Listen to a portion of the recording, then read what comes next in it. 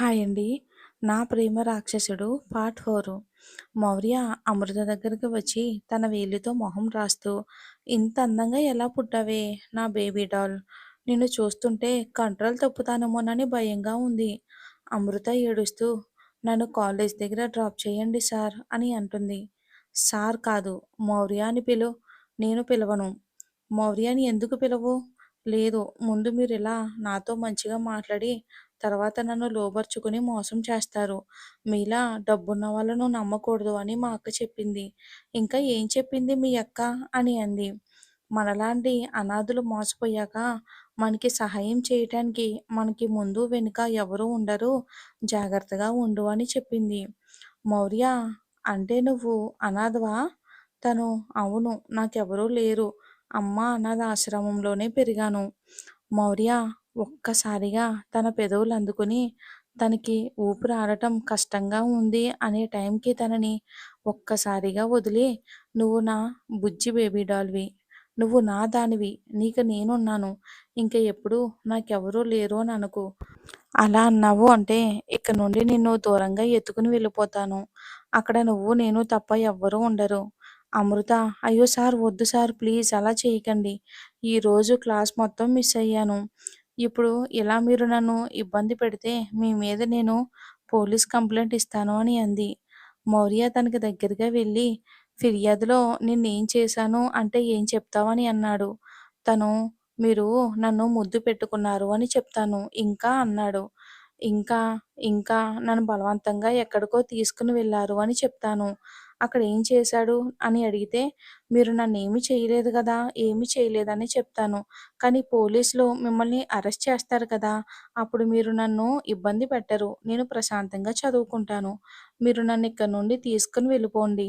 నువ్వే చెప్పావు కదా పోలీసులకి ఫిర్యాదు ఇస్తాను అని. నన్నెక్కడికో తీసుకుని వెళ్ళి ఏం చేయలేదు అంటే బాగోదు. ఇప్పుడు నేను నిన్నేదో ఒకటి చేస్తాను. అప్పుడు ఫిర్యాదులో ఇలా చెప్పు." తన షర్ట్ తీసి అమృతని కార్ బ్యాక్ సీట్‌లోకి తోసి, తను కూడా వెళ్ళి అమృతను తన ఒడిలో కూర్చోబెట్టుకుని, "నీకిలాంటి ఆలోచనలు ఎలా వస్తాయి? ఏమో నాకు తెలీదు కానీ మీరిప్పుడు ఎందుకు చొక్కా తీసేశారు?" అని కళ్ళు మూసుకుంది అమృత. మౌర్య తన భుజం మీద తల పెట్టి హస్కీగా, "అమృత" అన్నాడు చిన్నగా చెవిలో. మౌర్య శరీరం తనకి టచ్ అవ్వడంతో ఒక్కసారిగా ఒళ్ళు జల్లుమంది. అది గమనించిన తను, "ఏంటే అలా అయ్యావ్? బాగుందా నా శరీర స్పర్శ?" అన్నాడు. అమృత తన మీద నుండి లేచి పక్కన కూర్చోబోతుంటే అలానే తన ఒడిలో కూర్చోబెట్టుకుని తన నడుం చుట్టూ చేత్తో బిగించాడు. తను ఎటూ కదలకుండా. "మౌర్య, కదలకు నా బేబీ డాల్" అంటూ పెదవులతో తన మెడ మీద రాస్తూ తన డ్రెస్ లోపలికి చెయ్యి పెట్టి మెల్లగా నడుముని మునివేళ్లతో ఆడుతూ ఉన్నాడు. మౌర్య అలా చేస్తుంటే అమృత తమేకంతో కళ్ళు మూసుకుంది. తన హావభావాలు గమనించి, "ఎలా ఉంది?" అన్నాడు. అమృత, "కొత్తగా ఉంది" అంది. తను ఏమందో ఒకసారి ఆలోచించి కళ్ళు తెరిచి తన మీద నుండి లేచి పక్కన కూర్చుంది అమృత. "సార్, మీరు ఏదేదో చేస్తున్నారు. ముందు మీరు చొక్కా వేసుకోండి. నాకు ఇబ్బందిగా ఉంది." మౌర్య తన మీదకు ఒరిగి, "ఏంటి నన్ను ఇలా చూస్తూ ఉంటే నీకు భావాలొస్తున్నాయా?"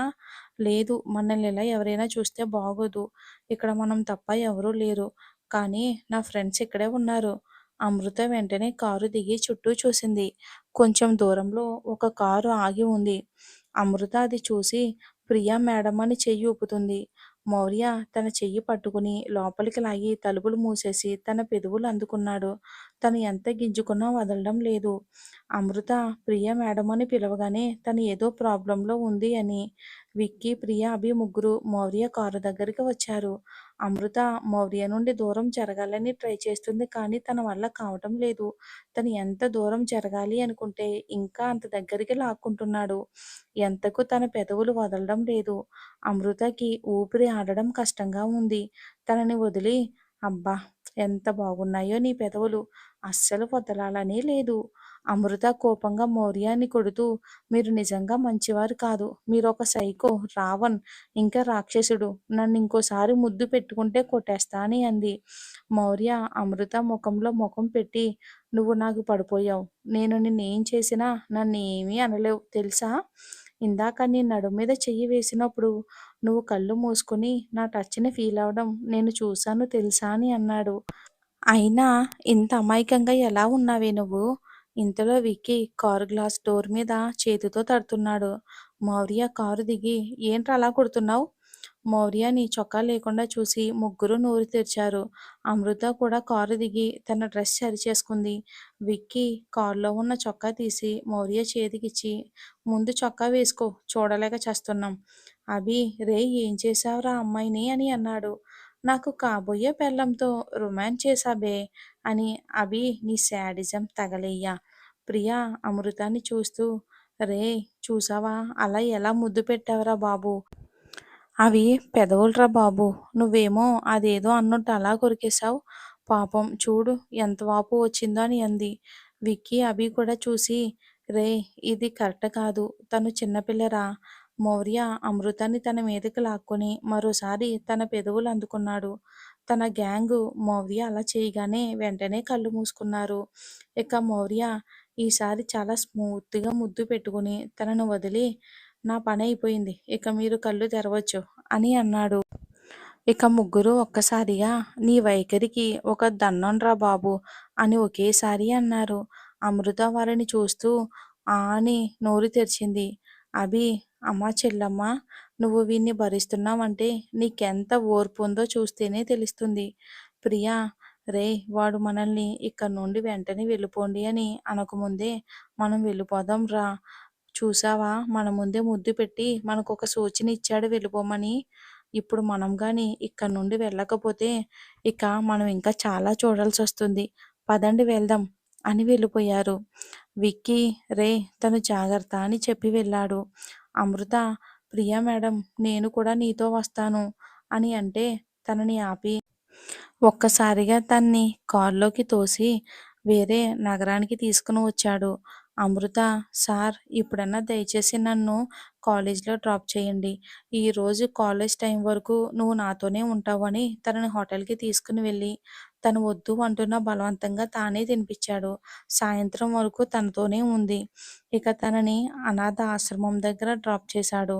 తన కారు దిగి వెళ్తూ ఉంటే తన చెయ్యి పట్టుకుని ఆపి ఒక ముద్దివ్వు బేబీ అని తనని ముద్దు పెట్టుకుంటే తన నోటి మీద చెయ్యి వేసి ఈరోజు 3 సార్లు ముద్దు పెట్టుకున్నారు. మౌర్య ముద్దులు కూడా లెక్క పెట్టుకుంటున్నావా? ఇలా అయితే చాలా కష్టం. సరే వెళ్ళు రేపు కాలేజీలో తీసుకుంటా జాగ్రత్త అని తన నుదుటిన ముద్దు పెట్టి వెళ్ళాడు. అమృత మౌర్య వెళ్ళగానే ఆశ్రమంలోకి వెళ్ళింది. మౌర్యని ఎలా అర్థం చేసుకోవాలో తెలియటం లేదు. తను నా మీద చూపిస్తుంది ప్రేమనా? లేక నాతో ఇలా ప్రవర్తిస్తున్నాడా? ఆ ఆలోచనలతో తనేం చేస్తుందో కూడా తనకే తెలియటం లేదు. స్వర్ణ ఏ అమృత ఏం చేస్తున్నావు నువ్వు? అక్కా నేనేం చేశాను అని అంది. ముందు కింద చూడు అక్కడ గాజు ముక్కలు పడి ఉన్నాయి.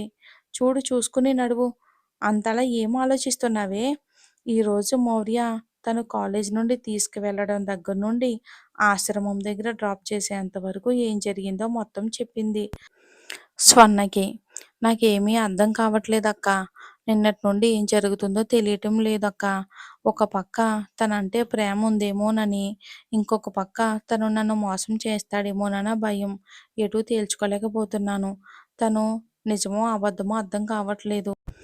స్వర్ణ అమృత నీ మాటలను బట్టి చూస్తే తను నిజంగానే నిన్ను ప్రేమిస్తున్నాడేమో. కానీ తన్ని నమ్మాలి అంటేనే భయంగా ఉంది. నువ్వే నాకు సహాయం చెయ్యక్కా. నేను ఇలా ఉంటే నా స్టడీలో వెనకపడతానని భయంగా ఉంది. స్వర్ణ చూడమృత అప్పుడు నీ మనసుని నువ్వు కంట్రోల్‌లో పెట్టుకో.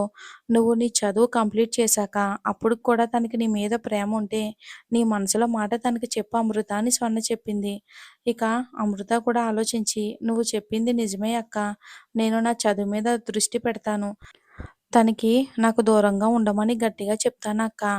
మౌర్య తన స్నేహితుడితో కలిసి మందు కొడుతూ ఇంకా కొన్ని రోజులే తన్ని ఎలా అయినా నా కంట్రోల్లోకి తెచ్చుకుంటాను అని అన్నాడు. తన ఎదురుగున్న వ్యక్తి.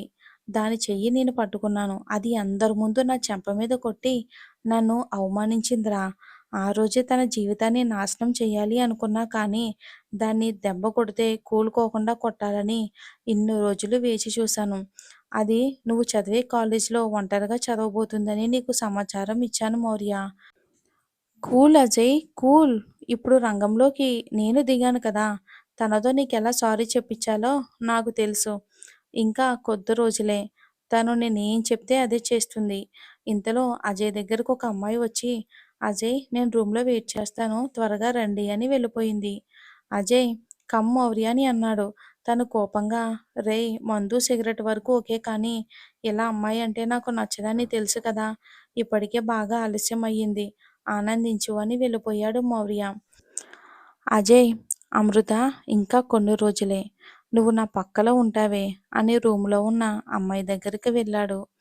ఇక మౌర్య ఇంక డ్రింక్ చేసిన తర్వాత అజయ్ ఇంటి దగ్గర నుండి వాళ్ళ ఇంటికి వెళ్ళిపోయాడు. తన అమ్మగారు తన కోసం హాల్‌లో వెయిట్ చేస్తూ ఉన్నారు. తనని చూసి, "అమ్మా నీకెన్ని సార్లు చెప్పాను నా కోసం నువ్విలా అర్ధరాత్రి వరకు వేచి చూడొద్దు అని." నేను కూడా నీకు చాలా సార్లు చెప్పాను మౌర్య. నువ్వింటికి వచ్చి పడుకునే వరకు ఈ అమ్మకు కంటి నిండా నిద్ర రాదు అని. పద కొంచెం తిని పడుకుందువులే కానీ, అమ్మా నాకు ఆకలిగా లేదు మా. నీ గురించి నాకు బాగా తెలుసు. పద అని భోజనం టేబుల్ దగ్గరకు తీసుకొని వెళ్ళి, తానే కొంచెం తినిపించింది. మా ఇంక చాలు నాకు నిద్ర వస్తుందని పైకి వెళ్ళిపోయాడు.